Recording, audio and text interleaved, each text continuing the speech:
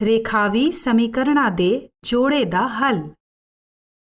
ਦੋ ਚਰਾਂ ਵਾਲੀਆਂ ਸਮਕਾਲੀ ਸਮੀਕਰਨਾਂ ਨੂੰ ਹੱਲ ਕਰਨ ਦੇ ਕੁਝ ਬੀਜਗਣਿਤੀ ਢੰਗ।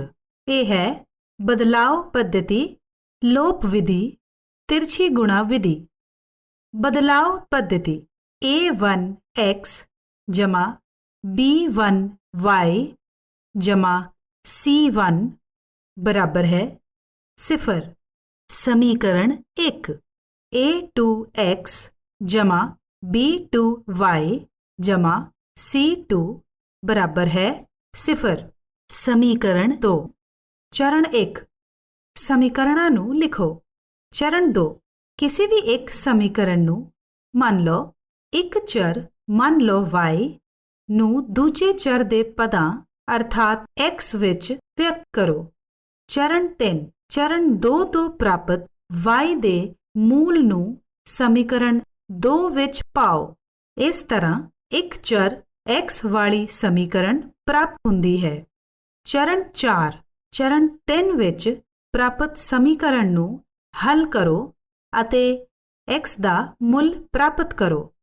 ਚਰਨ 5 y ਦਾ ਮੁੱਲ ਪਤਾ ਕਰਨ ਲਈ ਚਰਨ 4 ਵਿੱਚ ਪ੍ਰਾਪਤ x ਦੇ ਮੁੱਲ ਨੂੰ ਚਰਨ 2 ਵਿੱਚ ਪ੍ਰਾਪਤ y ਵਾਲੇ ਸਮੀਕਰਨ ਵਿੱਚ ਪਾਓ। ਚਰਨ 6 ਚਰਨ 4 ਅਤੇ 5 ਵਿੱਚ ਪ੍ਰਾਪਤ x ਅਤੇ y ਦੇ ਮੁੱਲ ਕ੍ਰਮਵਾਰ ਦਿੱਤੀਆਂ ਹੋਈਆਂ ਸਮੀਕਰਨਾਂ ਦੇ ਹੱਲ ਹਨ। ਉਦਾਹਰਣ ਸਮੀਕਰਨਾਂ x ਜਮਾ y ਬਰਾਬਰ ਹੈ 14 ਅਤੇ x ਘਟਾਓ y ਬਰਾਬਰ ਹੈ 4 ਨੂੰ ਬਦਲਾਅ ਪੱਧਤੀ ਨਾਲ ਹੱਲ ਕਰੋ। ਹੱਲ ਦਿੱਤੀ ਗਈ ਸਮੀਕਰਨ ਦੀ ਵਿਧੀ ਹੈ x ਜਮਾ y ਬਰਾਬਰ 14 ਅਤੇ x ਘਟਾਓ y ਬਰਾਬਰ 4। 2 ਤੋਂ ਅਸੀਂ ਪ੍ਰਾਪਤ ਕਰਦੇ ਹਾਂ x ਬਰਾਬਰ 4 ਜਮਾ y। ਇਹ ਹੈ ਤੀਜਾ। ਤੀਜੇ ਨੂੰ 1 ਵਿੱਚ ਪਾਉਂਦੇ ਹੋਏ ਅਸੀਂ ਪ੍ਰਾਪਤ ਕਰਦੇ ਹਾਂ ਸੰਪੂਰਨ ਬ੍ਰੈਕਟ 4 ਜਮਾ y ਬਰਾਬਰ ਹੈ 14। ਇਸ ਦਾ ਮਤਲਬ ਹੈ 4 ਜਮਾ 2y ਬਰਾਬਰ ਹੈ 14। ਇਸ ਦਾ ਮਤਲਬ ਹੈ 2y ਬਰਾਬਰ ਹੈ 10। ਇਸ ਦਾ ਮਤਲਬ ਹੈ y ਬਰਾਬਰ ਹੈ 5।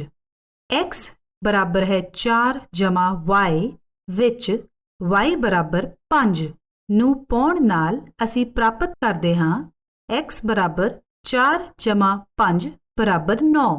x ਬਰਾਬਰ 9।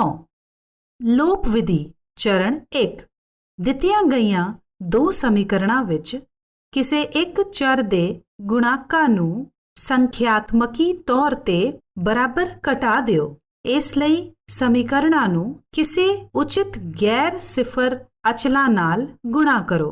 ਚਰਨ 2 ਸਮੀਕਰਨਾਂ ਨੂੰ ਜੋੜੋ ਜਾਂ ਘਟਾਓ ਤਾਂ ਜੋ ਸਮਾਨ ਅਚਲਾਂ ਵਾਲੇ ਚਰ ਕੱਟੇ ਜਾਣ। ਤੁਸੀਂ ਇੱਕ ਨਵੇਂ ਚਰ ਵਾਲੀ ਸਮੀਕਰਨ ਪ੍ਰਾਪਤ ਕਰਦੇ ਹੋ।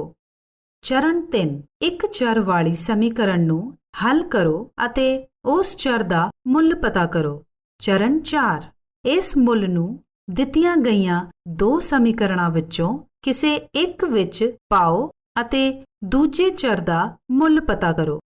ਨੋਟ ਚਰਨ 2 ਵਿੱਚ ਜੇਕਰ ਤੁਸੀਂ ਇੱਕ ਚਰ ਵਾਲੀ ਸਮੀਕਰਨ ਪ੍ਰਾਪਤ ਨਹੀਂ ਕਰਦੇ ਅਤੇ ਇਸ ਦੀ ਬਜਾਏ ਜੇਕਰ ਤੁਸੀਂ ਪ੍ਰਾਪਤ ਕਰਦੇ ਹੋ ਕਿਸੇ ਵੀ ਚਰ ਨੂੰ ਸ਼ਾਮਲ ਨਾ ਕਰਦਾ ਹੋਇਆ ਇੱਕ ਸੱਚਾ ਕਥਨ, ਤਾਂ ਦਿੱਤੇ ਗਏ ਸਮੀਕਰਨਾਂ ਦੇ ਜੋੜੇ ਦੇ ਅਨੰਤ ਰੂਪ ਵਿੱਚ ਕਈ ਹੱਲ ਹਨ। ਕਿਸੇ ਵੀ ਚਰ ਨੂੰ ਸ਼ਾਮਲ ਨਾ ਕਰਦਾ ਹੋਇਆ ਇੱਕ ਝੂਠਾ ਕਥਨ ਤਾਂ ਦਿੱਤੇ ਗਏ ਸਮੀਕਰਨਾਂ ਦੇ ਜੋੜੇ ਦਾ ਕੋਈ ਹੱਲ ਨਹੀਂ ਹੈ। ਉਦਾਹਰਣ ਲੋਪ ਵਿਧੀ ਨਾਲ ਦਿੱਤੀਆਂ ਗਈਆਂ ਸਮੀਕਰਨਾਂ ਦੀ ਵਿਧੀ ਨੂੰ ਹੱਲ ਕਰੋ। 2x ਜਮਾ y ਬਰਾਬਰ ਹੈ -4। 5x -3y ਬਰਾਬਰ ਹੈ 1।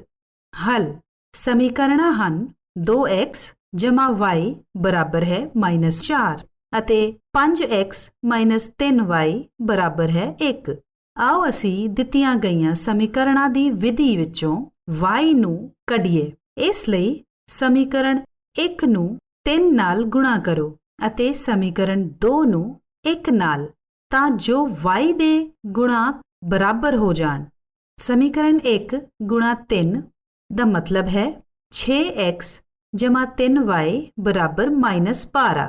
ਸਮੀਕਰਨ 2 ਗੁਣਾ 1 ਬਰਾਬਰ ਹੈ 5x ਮਾਈਨਸ 3y ਬਰਾਬਰ 1 ਜਮਾ 11x ਬਰਾਬਰ -11। ਇਹਦਾ ਮਤਲਬ ਹੈ x ਬਰਾਬਰ ਹੈ -1। x ਬਰਾਬਰ ਹੈ -1 ਨੂੰ ਸਮੀਕਰਨ 1 ਵਿੱਚ ਪਾਓ। ਅਸੀਂ ਪ੍ਰਾਪਤ ਕਰਦੇ ਹਾਂ 2 ਬ੍ਰੈਕਟ -1 ਜਮਾ y ਬਰਾਬਰ ਹੈ -4। y ਬਰਾਬਰ -4 ਜਮਾ 2 ਬਰਾਬਰ ਹੈ -2। y ਬਰਾਬਰ ਹੈ -2। ਇਸ ਲਈ ਹੱਲ ਹੈ x ਬਰਾਬਰ ਹੈ -1, y ਬਰਾਬਰ ਹੈ -2। ਤਿਰਛੀ ਗੁਣਾ ਵਿਧੀ। ਚਰਨ 1 ਸਮੀਕਰਨਾਂ ਦੀ ਵਿਧੀ ਨੂੰ ਮਾਣਕ ਰੂਪ ਵਿੱਚ ਲਿਖੋ।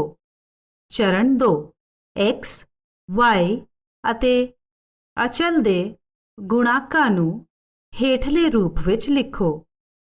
ਚਰਨ 3 ਅੰਕਾਂ ਵਿਚਲੇ ਤੀਰ ਇਹ ਦੱਸਦੇ ਹਨ ਕਿ ਅੰਕਾਂ ਨੂੰ ਗੁਣਾ ਕਰਨਾ ਹੈ। ਉੱਪਰਲੇ ਤੀਰਾਂ ਦੇ ਗੁਣਨਫਲ ਨੂੰ ਹੇਠਲੇ ਤੀਰਾਂ ਦੇ ਗੁਣਨਫਲ ਵਿੱਚੋਂ ਘਟਾਉਂਦਾ ਹੈ। ਚਰਨ 4 x ਅਤੇ y ਪਤਾ ਕਰੋ। ਜਦੋਂ ਦਿੱਤਾ ਗਿਆ ਹੈ ਕਿ a1 b2 ਬਰਾਬਰ ਨਹੀਂ ਹੈ a2 b1 ਦੇ। ਉਦਾਹਰਣ 2x ਜਮਾ y ਬਰਾਬਰ ਹੈ 5 ਅਤੇ 3x ਜਮਾ 2y ਬਰਾਬਰ ਹੈ 8 ਨੂੰ ਤਿਰਛੀ ਗੁਣਾ ਵਿਧੀ ਨਾਲ ਹੱਲ ਕਰੋ। ਹੱਲ। ਪਹਿਲਾ, ਦਿੱਤੇ ਗਏ ਸਮੀਕਰਨ ਨੂੰ ਮਾਣਕ ਰੂਪ ਵਿੱਚ ਲਿਖੋ। 2x ਜਮਾ y ਮਾਈਨਸ 5 ਬਰਾਬਰ ਹੈ 0।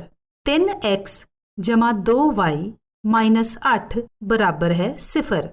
ਹੁਣ x ਬਟਾ -8 ਮਾਈਨਸ ਬ੍ਰੈਕਟ -10 ਬਰਾਬਰ ਹੈ y ਬਟਾ -15 ਮਾਈਨਸ ਬ੍ਰੈਕਟ -16 ਬ੍ਰੈਕਟ ਬਰਾਬਰ ਹੈ 1 ਬਟਾ 4 ਮਾਈਨਸ 3।